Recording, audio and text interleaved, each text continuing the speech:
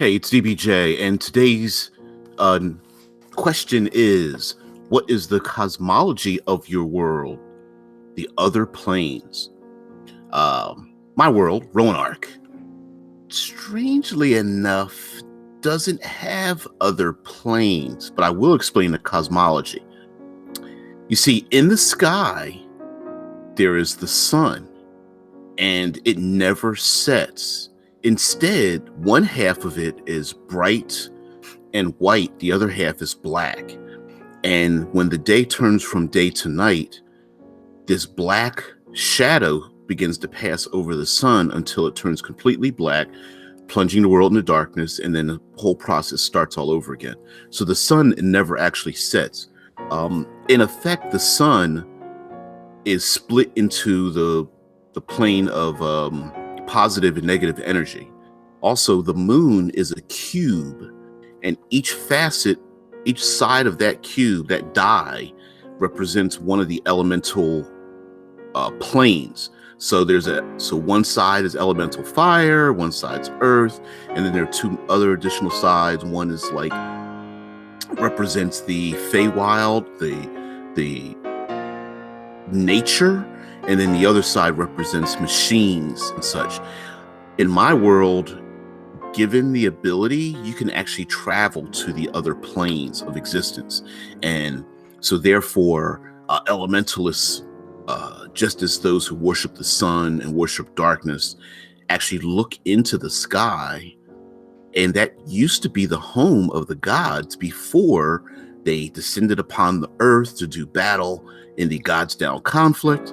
So in my world, are there other planes? Yes, but essentially they make up the cosmology. And in my cosmology, you can physically travel to these other locations.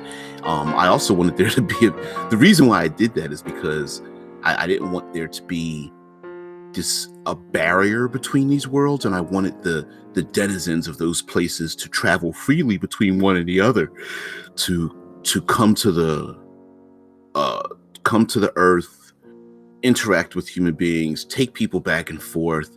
And I always loved the idea of people looking into the sky, falling stars, meteorites, other types of strange cosmic phenomena, and for those things to have a purpose. Humanity has always looked to the sky, looked to the stars, and not understood it, but still trusted in its power, and was always all inspired by it. So in my world, those things are in the sky and can descend down to earth. And given the skills and the abilities, they can travel upwards. Now, of course, below in the comments section, down in the dungeon, you tell me about the cosmology of your world, about the other planes, the stars, the moons, cosmic events. Is space a void, or is it something else? Is it like a Jules Verne, where you can just get into an airship and just travel out into the darkness of space and can just breathe there? Does it have gravity? Is there radiation? Those kind of things. In my world, it is a void, but that void is created by elemental forces. So having a barrier or an immunity to those elemental forces, you could pretty easily survive out in that void. Gnomes and dwarves who can create giant machines are actually able to travel into the sky and into space, and eventually to the elemental planes, or to the plane of positive and negative energy, and that dividing line around the sun, which would be the plane of shadow.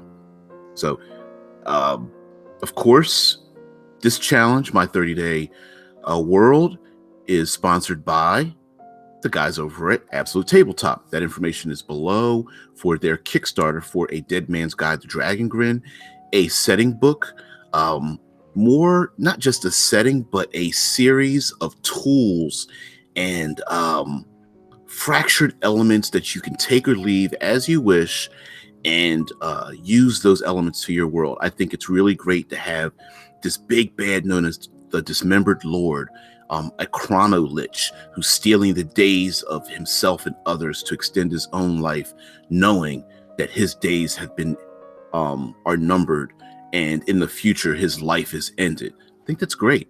So anyway, comment below. Thank you for watching.